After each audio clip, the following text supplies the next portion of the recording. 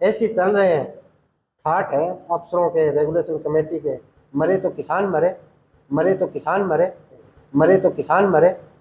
राजस्थान राज्य में कोयले की कमी से कृषि के लिए बिजली कटौती और नहरबंदी के कारण सिंचाई पानी की कमी के कारण इस बार कॉटन बेल्ट हनुमानगढ़ जिले में नरमा कपास की बिजाई पर संकट मंडरा रहा है और जिले की मुख्य फसल होने के कारण किसान चिंतित भी हैं। आपको एक रिपोर्ट हम दिखाना चाहेंगे कि किस प्रकार कॉटन बेल्ट के किसान हैं चिंतित।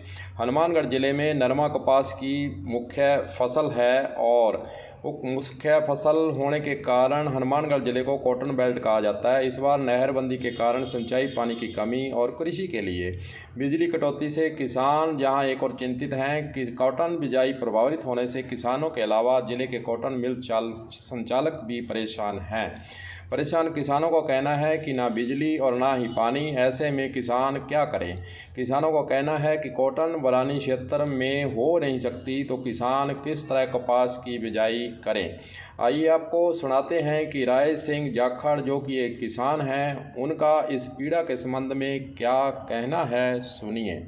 ये तो हम खुद असमंजस में हैं। हम तो प्रशासन से और विभाग से यही पूछ रहे हैं कि क्या डेजर्ट एरिया में उगने वाली कोई कपास है बीज, वो उपलब्ध करवा दो। अगर आपके पास पानी नहीं है तो जो बारानी कपास होती है, अगर ऐसा कोई बीज है तो हमें उपलब्ध करवा दो। हम पानी की डिमांड नहीं करेंगे। बिजली भी नहीं है। अब हम यहाँ बैठे हैं चीफ साहब के ऑफिस में, एक मिनट भी लाइट नहीं गई है। ऐसे ही चल रहे हैं। ठाट है अफसरों के, रेगुलेशन कमेटी के। मरे तो किसान मरे। हनुमानगढ़ जिले में पिछले साल 1,70,000 हेक्टेयर में कपास की बिजाई की गई थी। आपको बता दें कि हनुमानगढ़ जिला एक कपास के मामले में महत्वपूर्ण जिला माना जाता है। इस बार 2 लाख हेक्टेयर में बिजाई का अनुमान था, मगर पानी और बिजली की कमी से इस बार अनुमान से कम बिजाई से किसान और कॉटन इंडस्ट्री पर संकट के बादल छाए हुए हैं। कृषि विभाग के अनुसार 20 मई तक नरमा कपास की बिजाई का उचित समय होता है। इसके बाद बिजाई के उत्पादन पर असर पड़ेगा और 20 मई के बाद ही नहरों में पानी उपलब्ध होगा। सिंचाई विभाग हनुमानगढ़ के मुख्य अभियंता अमर चंद मेहरा का कहना है कि पानी उपलब्ध करवाने के प्रयास हालांकि किए जा रहे हैं और इस बार पंजाब में भी किसानों द्वारा धान की बजाय नरमा कपास बिजाई से पानी का संकट भी पैदा हो गया है। आइए आपको सुनाते हैं कि मुख्य अभियंता सिंचाई हनुमानगढ़ का इस पूरी समस्या के बारे में क्या कहना है और क्या इसका उपाय हो सकता है। आइए सुनते हैं उन्होंने क्या कहा है, सुनिए। इसी कपास की बिजाई को देखते हुए ही 1200 शेयर निर्धारित करवाया है बीबीएमबी से। हालांकि हमारा जो भाखड़ा का एवरेज शेयर 20 मई तक बनता था, 430-35 क्यूसेक बनता था एवरेज, जो मेरा शेयर बचा था। पर एक्स्ट्रा बीबीएमबी से रिक्वेस्ट करके सिर्फ इसी बात को लेके कि हमारे क्षेत्र के लोग भी कॉटन बीज लें, कि हमें पानी मिल जाए, तो शेयर निर्धारित कराना एक फर्स्ट स्टेप था जो निर्धारित करा लिया। Second step common carrier channel का है। यदि इंदिरा गांधी फीडर में क्लोजर नहीं होता तो कोई इशू नहीं था, भाखड़ा का किसान को पानी मिलता। अब क्लोजर है, क्योंकि वो भी हमारा काम क्लोजर में करवाना है, अति आवश्यक काम है। और इस बार पंजाब में भी ये दिक्कत आई कि पंजाब में भी जो पूरा धान बेल्ट था, उनका भी क्रॉपिंग पैटर्न चेंज हुआ है। इस बार फर्स्ट टाइम इस एरिया में कॉटन की बिजाई हो रही है। नहीं तो जब धान की बिजाई होती है तो इनको पानी की रिक्वायरमेंट जो है जून में पड़ती है, मई में इनको रिक्वायरमेंट नहीं पड़ती। तो उसमें मई की में इनकी रिक्वायरमेंट कम होती है, तो हमें तेल पे पानी मिलना स्वाभाविक था, मिल जाता। हमारी भी सोच थी कि मिल जाएगा। इस बार फर्स्ट टाइम यहाँ कॉटन की बिजाई होने के कारण पानी की डिमांड ज़्यादा है, इसलिए हमें थोड़ी मशक्कत करनी पड़ेगी, दिक्कत आएगी, पर हम पूरा अपना प्रयास रखेंगे कि पानी।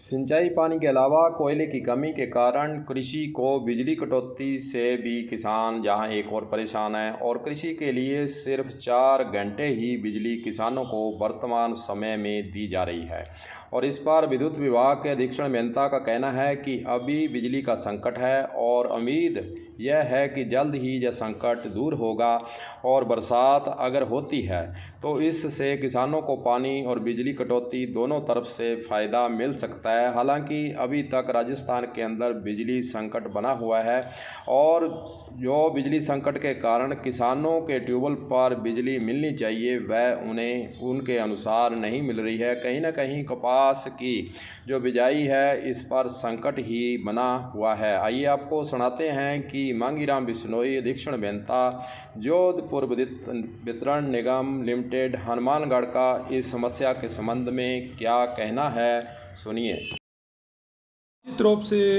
ग्रामीण क्षेत्र में परेशानी बड़ी है। किसानों की बुआई का समय है, नहरबंदी चल रही है, तो विद्युत की उपलब्धता कम होने की वजह से पहले पूर्व में 6 घंटे आपूर्ति की जाती थी, लेकिन 6 घंटे की आपूर्ति में अगर आपकी 3 बार विद्युत की कटौती हो गई बीच में, तो किसानों को उतना फ़ायदा नहीं होता था जितना होना चाहिए।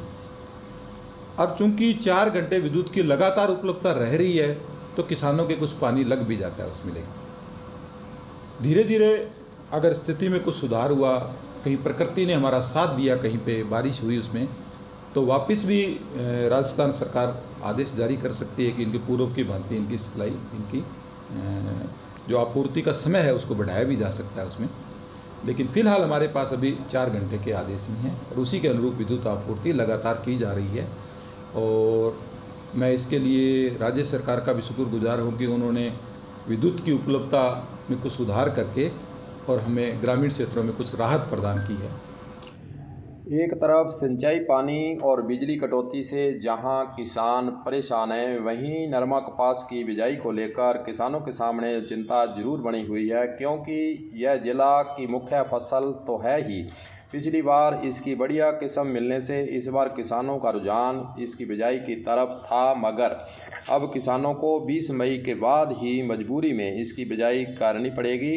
हालांकि इससे उत्पादन पर असर पड़ेगा, वहीं अगर अगले कुछ दिनों में इंद्र देवता मेहरबान हो जाएं तो शायद पानी और बिजली का संकट दूर हो जाए, जिससे किसानों के अलावा कॉटन इंडस्ट्रीज को भी फ़ायदा मिल सकता है। हालांकि यह बरसात पर निर्भर करेगा कि बरसात आती है या नहीं। हालांकि वर्तमान समय में गर्मी भी बहुत बढ़ी हुई है, वहीं दूसरी ओर बिजली सिंचाई पानी की कमी है, जिससे किसानों की चिंताएं जरूर बढ़ी हुई हैं।